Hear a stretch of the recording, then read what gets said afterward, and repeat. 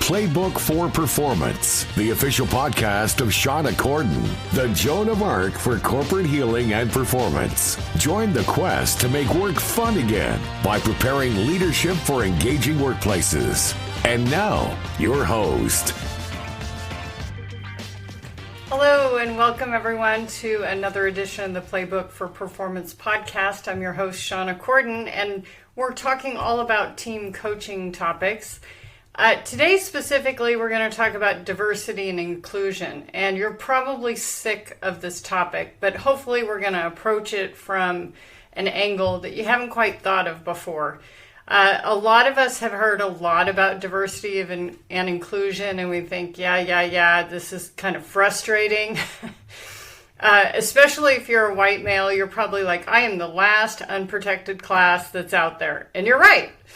But I am going to talk about it today in the hopes that this will help you think a little bit more differently about diversity and what it can do for you. So let's get started. So I want to start off with an anecdote that Jack Canfield shares in relation to the topic of masterminding. And if you're not familiar with masterminding, we do have a podcast on it way back when. But to recap, basically a mastermind ideally is a group of 6 to 8 people, ideally quite diverse, that are working on either personal or professional development. And we want the group to be as diverse as possible, but ideally folks have achieved similar levels of success within their domain. Meaning you don't have a total rookie with a master, because the rookie might get a lot out of it, but the master may not, and vice versa. But we want really diverse groups. And the illustration that we have to support this is a story about a terrible ice storm that had happened in a small town. And all of the engineers were trying to figure out basically how to de-ice the power lines so that we could restore power to all these people. And, you know, people were getting pretty fatigued because it was dangerous work. They couldn't exactly have all of the technicians or engineers climb up all these icy poles and knock ice off the power lines, etc. And all of the people in the room basically had the same background, the same experience, etc. So they were all kind of in a rut in terms of how they were thinking about the problem. However, the admin that was in the room that was there to take notes basically thought aloud, and clearly she felt like she had the permission to do so because they were getting quite silly with their solutions. They were talking about training squirrels to do it and how they could make them little hard hats. And, you know, it was really going off the rails. And she said, you know, I was a nurse in Vietnam, and I remember when the helicopters came in with the wounded, it would just blow everything within a quarter mile horizontal and off to the sides. And the whole room turned and looked at her because they realized they had the solution with her contribution there. They were basically going to fly helicopters alongside the power lines, and the force of the pressure from the propellers would basically shear off all that ice, and it would keep everyone safe. They wouldn't have to climb the poles, so on and so on. So that example I tell because that woman in the room was the diversity in the room. She was not one of the trained technicians or engineers that climbed poles and serviced power lines. She came from an Army background. She had been a nurse. She had been exposed to these helicopters, etc. So the reason that we want to push diversity is because it brings a wealth of different ideas, concepts together to innovate in the best way. Again, if you've got everyone trained, if they went to the same schools, they had the same backgrounds, they're likely going to think in very similar ways. And so how can we support your organization's challenges with diversity. So, and in the case of the mastermind anecdote, having your mastermind be as diverse as possible is quite helpful too. So, you may not have a large team. You may not have a lot of diversity in your team. It doesn't mean that you need to go out and basically post positions that only people of color, women, folks with challenges can apply for. And of course, that's great. That's great. But if they don't have the qualifications for what you need, you may need to cultivate that diversity artificially. And I know that some people will be quite upset by this suggestion, but business is business. This is the way it is right now. If we can aim for it, great.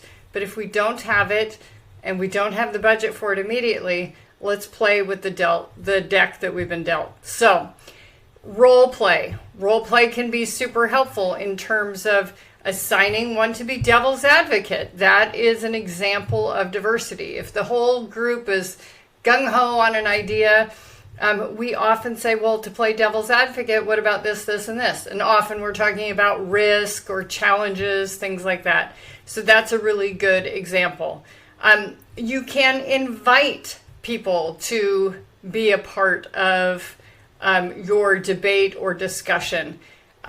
I encourage all of my clients, not only do we work on their personal branding, but we also work on forming their own board of directors. So this is not a formal published organization chart, but it's something that they have basically their own personal org chart that they may not ever inform people of, that says, this is the person I'm going to go to when I have a legal question. This is the person I'm going to go to when I have a health question. This is the person I'm going to go to when I have a parenting question. All of those things. So think of your own board of directors, or if you don't have your own board of directors, start working on populating your own org chart. And who could you invite that would bring some diversity to your group, a different way of thinking? If you're all a group of wealth managers and you all have MBAs or degrees in finance, what if you brought a lawyer or a journalist or someone like that to the team to help with the debate? Also, one of the things that I like to recommend to my clients, and I don't mean this in the same way that an actual therapist might mean it, but I call it immersion therapy. And that is to start exposing yourself to different ways of thinking. If you always read the Wall Street Journal, maybe you want to read USA Today or the New York Times. If you always watch CNN, you might want to watch Fox. If you always read House and Garden, you might want to pick up Popular Mechanics. It's just this idea to start thinking out of the box, think outside your usual kind of neural pathways. I've done some work with Laura Berman Fortgang, who wrote a great book called 90 Days to a New Life Direction. And when clients get stuck in that process, we employ something called hobby by emergency, I think is what we call it. But it's this idea that learning something new, hopefully something tactile, knitting, playing piano, something like that, that just gets your brain flowing in a different way, can be super helpful. I was working with a client the other day and we were talking about some activities for an offsite. And the group tends to be a little bit introverted. And I said, when I have introverts, I always bring tactical toys to play with as we're thinking about things. Whether it's Play-Doh, koosh balls, pipe cleaners, something like that. The equivalent of like a fidget toy that's quiet, that they can get their hands moving while they're thinking about these things and how to formulate their thoughts verbally. So those are all opportunities. I would say, watch a brief video together on something totally different than what your business works on. So for example, if you're working on getting your widgets out the door, you might want to watch a TEDx talk on gardening. Something that just gets you out of the normal routine of how you think about things and what it could do for you. So I know for certain the more diverse the opinions, the ideas, the thought processes, the better end product we'll have at any given time. So you also might want to think about your customer base. There are a lot of organizations that as they talk about business and what needs to be done in their department or in their business plan, they will have a chair that is labeled the customer. And it might have a cardboard cutout of, their avatar customer. Or it could be something different. Or you may have an individual on your team assume the role of the customer and what the customer wants. So if you know from customer satisfaction data that people are upset with your shipping methods, you could have that person there kind of pounding on the table to say, we need to change the shipping. This is terrible. Your clients are diverse. So think about that in terms of what you can do. You may even want to invite a client, a real life client, come in, sign in a non-disclosure agreement, and basically be a contributor. So there's a lot of ways to look at this, and we'll talk about this more on the flip side of this, which is inclusion. But the important thing is to recognize diversity is not just a color palette or what can be seen. There is a ton of benefits that come with diversity in terms of increased creativity, better decision making, and improved employee engagement. And there is lots of data that shows that people want to support companies and work at companies where they feel like there's someone there who looks like them or thinks like them. So think about that in your process when it comes to diversity. The other thing I want to point out is inclusion, right? So when we talk about inclusion, this goes back to Emily Post 101. It's an invitation. It's hospitality. It's good manners. And I know that manners have declined fairly significantly since COVID, but this is a chance for all of us to practice better manners and invite people to participate. And it's not just to be in the room and be an observer, but it's actually having a seat at the table and their opinion is being asked. Now, you do have to be careful about this, and I'll talk about this in a little bit here, but this whole idea of inclusion is not just for them to be silent, but often when we include people who are typically not included, they are not well prepared. And so the worst thing in the world is to not be educated to know what to expect. So we want to make sure that in this process, we are preparing them to be successful, to be comfortable, just like if you were inviting somebody in your home and they'd never seen chopsticks before, offering them a fork. So letting people know that there's nothing to be concerned about, there's no threats here, that they are doing you a big favor, and so on.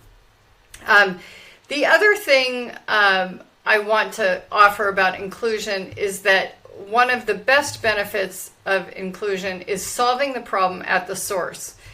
Often my clients are at C-suite level and management, but they are often working on problems that are happening 2, 3, 4 levels below them. And often they decide at this level, but they don't ask the people who are actually doing the work. And so inviting those people to be part of the solution and asking their opinion, and if their opinion is not doable, explaining why. If it's a cost issue, if it's an economies of scale issue, if it's a safety issue, making sure that they understand that the ideas that they've submitted, it's not that they're not valuable, but they are not feasible because of blank. Otherwise, they're like, I'm not doing that again. That was not worth it. It was kind of humiliating. I told them all this stuff. They didn't even take any of my ideas, and I'm the one who does it every day. So do be careful about that. Other things you can do include focus groups. So you've probably been familiar with focus groups at one time or another, where you draw in a group of people who could be likely customers or voters or something like that, and you present to them an idea, whether it's packaging for a product, whether it's the ending to a movie, whether it's a candidate's policies, whatever it might be, and then asking their feedback. And not just on what they observed, but how it felt, how it related to them, what did they walk away with, all of that. Those can be very helpful. Also having a task force that has a mixed level of people in the room in terms of manufacturing and management, or marketing and sales, or customer service, etc. And making sure that the task force understands that in the title of the task force, that all of those folks are equal, regardless of where they sit in the hierarchy of the organization, because their opinions and their work are creating an end result that's super important. And again, I just want to recap, just prepare those that are invited. It's terrible manners to invite someone to an event and them not being dressed properly or whatever it might be. So you might be wondering, I've got a small team. I'm only going to be able to hire 1 or 2 candidates. How do I diversify? Well, again, what we want to do is we want to look at the viewpoints. Okay. I love this example when it comes to Jesus and the tax collectors, right? So we've got the Pharisees that are here going, he's eating with tax collectors. And they are the ones, and the Sadducees, and they are super concerned with the law. They are concerned with the Sabbath. They're concerned about kind of the legality of things, and keeping things pure and not defiling. And if you're not familiar with tax collectors, they're basically betraying their own people on behalf of another government, and they're skimming stuff off the top. So they're not like the cream of the crop of society. And so, Jesus is like, hey, if I'm with these people, everybody knows they're welcome with me. People are not going to fear me and keep their distance, etc. It's like, I am including these people because A, they're valuable to me, but B, this is kind of spreading the word. Just like he says, you don't send sick, or you don't send well people to a doctor. The doctors treat those that are sick. And so we don't need to have everybody from the same schooling, same education, same background coming in, because that's not going to give us the diverse opinions we really need. We need to broaden it. Again, it doesn't necessarily mean that you have to hire different positions, but you do want to make sure that you are collecting other opinions, and especially reflecting your customer base. Really what we're looking at is, what is there to learn? A couple years ago, I wrote a book called Meet Me in the Middle, really talking about people who were polarized. It was not necessarily about politics, although that is one of the issues that is very polarizing to people. But it is this idea that, we should be able to say, well, let's agree to disagree, and we're going to maintain our friendship. Sometimes political rivals can be very good. That's why we are all super excited when our Congress works across the aisle to enact something that's for the good of the people. But what is it that this person who is really pushing my buttons or really triggering me, what is there that I need to learn from them, right? And sometimes we don't want to face it. I had a colleague years ago when I was taking a training class, and all of us were kind of tweaked by one student. And she said, I know why that person bugs me. And I went, why? And she goes, because I was her. 10 years ago, I was that person. And I was like, oh. So we all feel like we have to learn from those people, or actually, we not enough feel that we need to learn from these people. So if someone is really pushing our buttons, it pays to take some time to really think about it and say, what is it this person has to teach me? Okay. And that is part of diversifying. There's a great tool out there. I teach an ethics class for coaches, and one of the things that comes up a lot is bias. In fact, it's the first paper that we ask these folks to write in their master's program is, what are my biases? Because biases can be good, like I really admire work ethic, and they can also be bad. I think that white people are the ones that are armed the most. There's a great tool, and I'm going to misidentify it. I think it's at Yale, about implicit bias. And basically you can take this randomized test that's on any, I think it chooses the topic for you, but it will show you images, it will ask you questions, and then it will determine what bias you have in this department. So very, very interesting. We all have biases. I'm not inviting you or telling you that you need to fix those, because sometimes bias protects us. But the most important thing is to be aware of our bias. And if it is interfering with having a clear decision to be made. So think about that. Finally, in the same way that we're talking about inclusion, we want to prepare our diversity candidates to succeed. So a lot of organizations have high potential development programs. I've taught in a lot of those programs. I've coached a lot of candidates in those programs.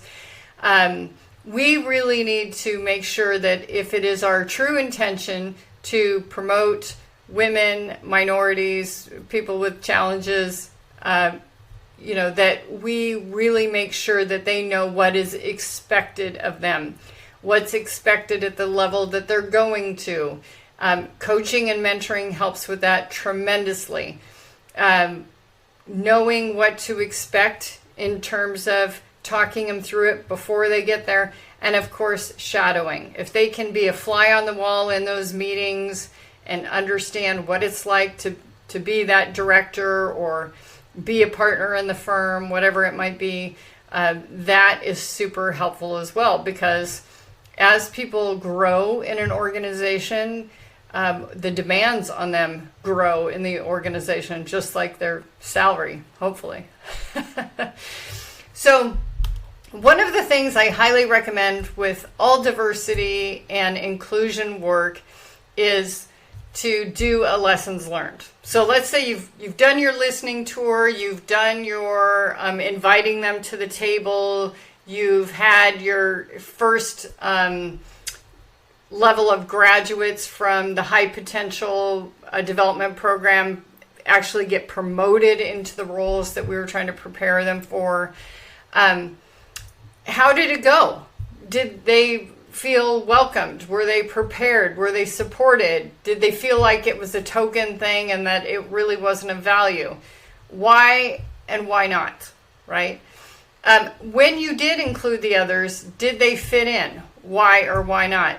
I've had many candidates who were defiant and didn't want to kind of morph into a team member. They felt like they were losing themselves in the process, or they were losing that unique identity. And that may be true, but also teamwork is huge, right? A lot of the research that I'm reading now is like, team fit is probably more important than qualifications in a lot of cases. And so if you have someone who is just insistent on being different and not cooperating, maybe that's not the good fit.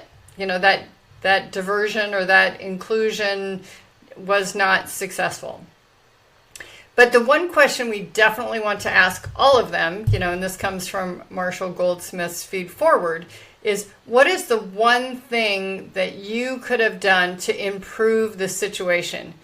It might have been, hey, I want to go on a business trip with one of these senior leaders and see what it's like to be in this position 24/7 for 3 or 4 days. Or I want to shadow for a while, or I want them to look over my presentation and coach me to give the presentation.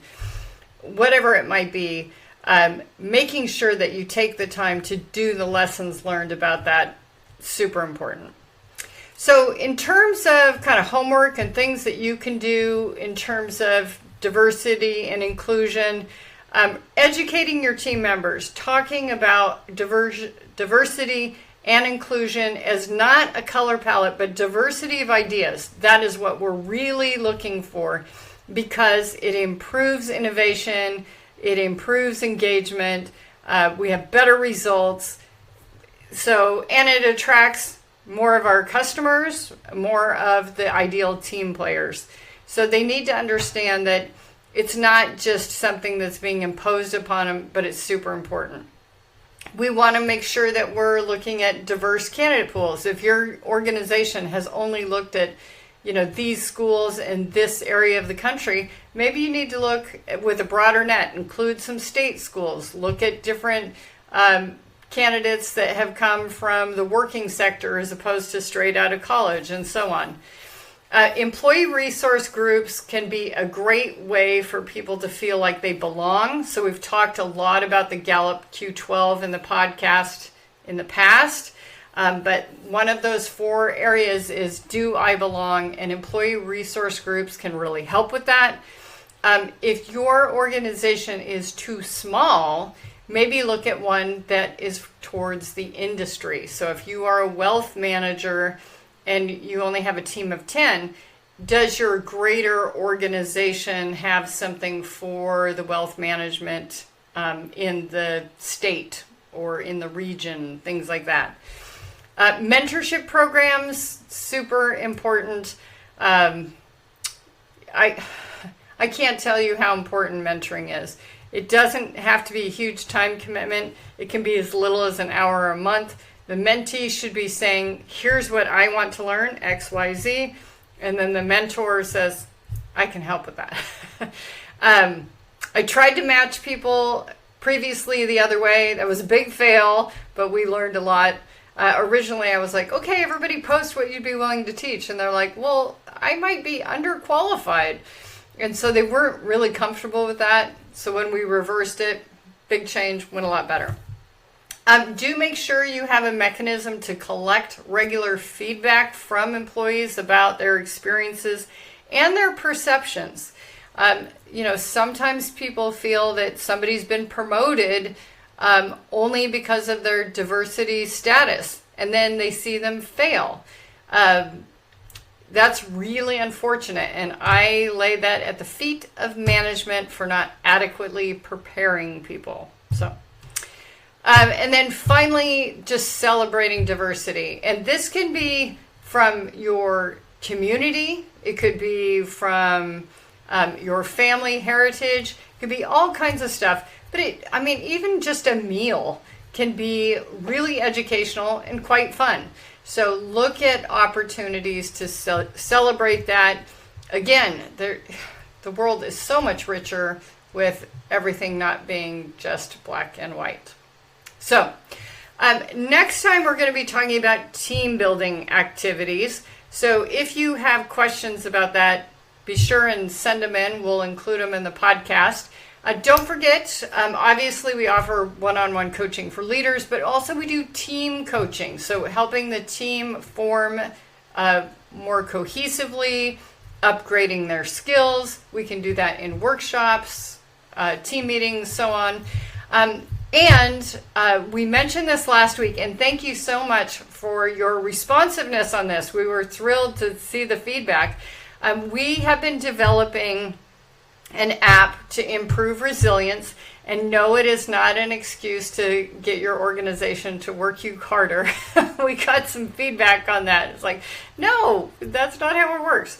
So this is really about your ability to weather life, whatever it's throwing at you, with grace. And that means that we need to prepare you to do that. And so we want some beta testers for the app.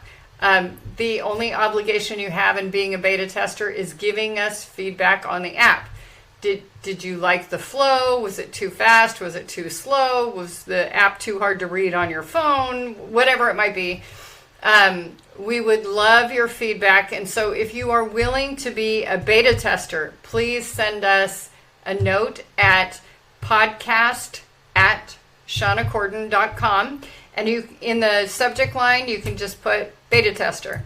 You don't have to put anything in there. We will be contacting all of our volunteers probably in the next couple weeks here as we get ready. And we're hoping, fingers crossed, to have a beta at the beginning of September. And so we're really excited about that. And the reason that we are pursuing this is that all of the research shows when it comes to change, the most successful organizations have great leadership, which we're already working on the leadership with leadership coaching. They have great communication, and that's something we deal with in one-on-one coaching and team coaching. But thirdly, it depends on the resilience of the workforce. So if the workforce is burned out, change is likely to fail. So we really want to support folks. I taught a variation of this in a class back when I was at corporate. I've put literally 150,000 people through a version of this, and we've improved on this. So it's the most popular that I've taught. It's my favorite to teach, and so I can't wait to spread it to the world. So. Again, if you'd like to be a beta tester, just drop us a note. In the meantime, thank you for listening to Playbook for Performance. To learn more about Shawna Corden, her consulting programs and tools, please visit her website at ShawnaCorden.com and follow us on social media at Shawna Corden.